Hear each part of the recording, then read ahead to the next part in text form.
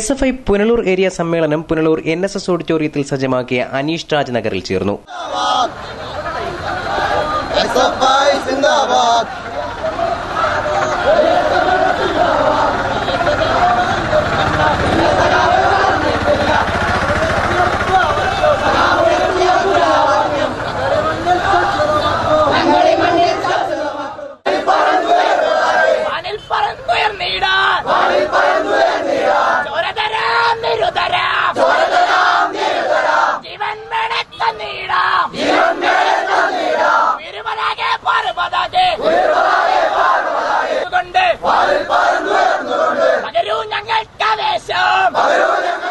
സംസ്ഥാന vice president RS Balamurali ഉദ്ഘാടനം ചെയ്തു.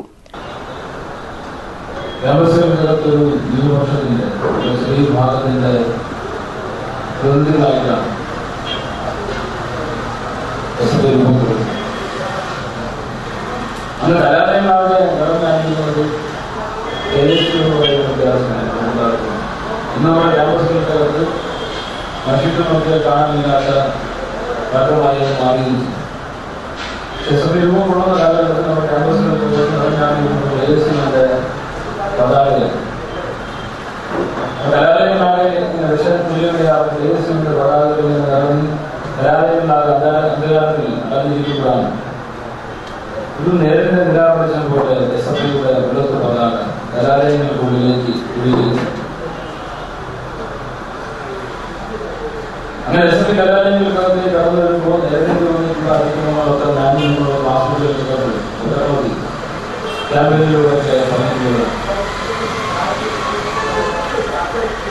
SFI അംഗമായി പോയാൽ തന്നെ ക്യാമ്പസിനകത്ത് വന്ന് സുരക്ഷിതമായി പഠിച്ചു പോകാൻ കഴിയില്ല എന്നൊരു കാലഘട്ടം.